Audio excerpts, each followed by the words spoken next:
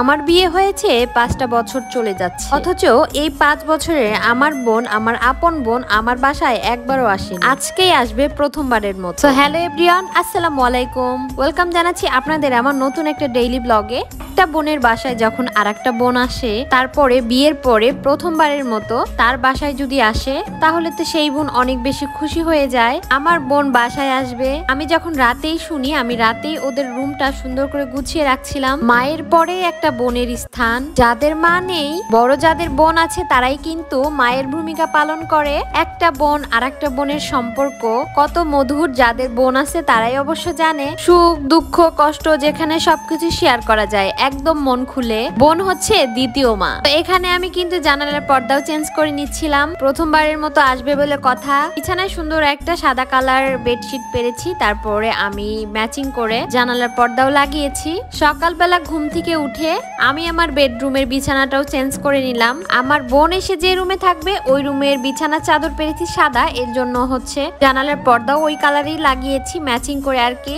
আমার জানালার পর্দা ছিল এই কালার, তো এই কালারের চাদর আমার মনে হলো এটা পারলে ভালো লাগবে। আর এই চাদরটা কিন্তু আমি নতুন কিনেছি, আপনারা হয়তো আগের ব্লগে দেখেছিলেন। ম্যাচিং করে সবকিছু কিনেছি। তো আমার ঘর গোছানো কিন্তু শেষ, দেখতে পাচ্ছেন। বোন আসবে এর জন্য কত সুন্দর করে রুম টুম গুছিয়ে নিচ্ছিলাম। বিয়ের পরে একটা মেয়ে বাসায় থাকুক আর শ্বশুর বাড়িতে থাকুক, যখন বাবার বাড়ির কেউ আসবে, বাসায় কেউ আসবে, তখন কিন্তু অনেক বেশি খুশি হয়ে যায়। যাই হোক, বোন যেহেতু প্রথমবারের মতো বাসায় আসতেছে, তো সকাল সকাল বাজারে চলে এসেছি।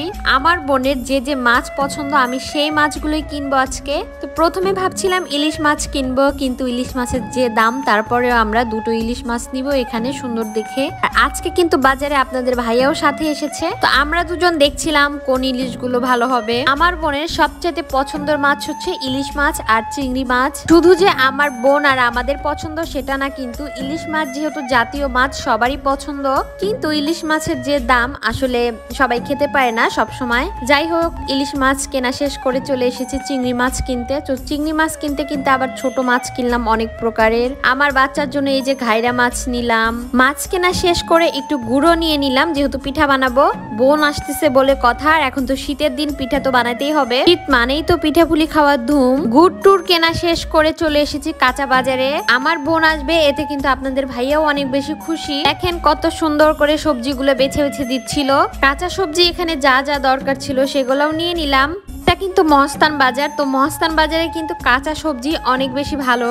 আর আমি বাজারে আসলে, সবজি বাজারে আসলে আমার সব সবজি নিতে ইচ্ছা করে। টাটকা সবজি হলে তো মনে হয় যে সব নিয়ে যায় বাসায়। সবজি কিনতে কিনতে আমার চোখ আসে এই যে লাল শাক, দেখেন কত বেশি ফ্রেশ আর কত সুন্দর লাগতেছে। তো এগুলোও নিয়ে বাসায় চলে আসলাম।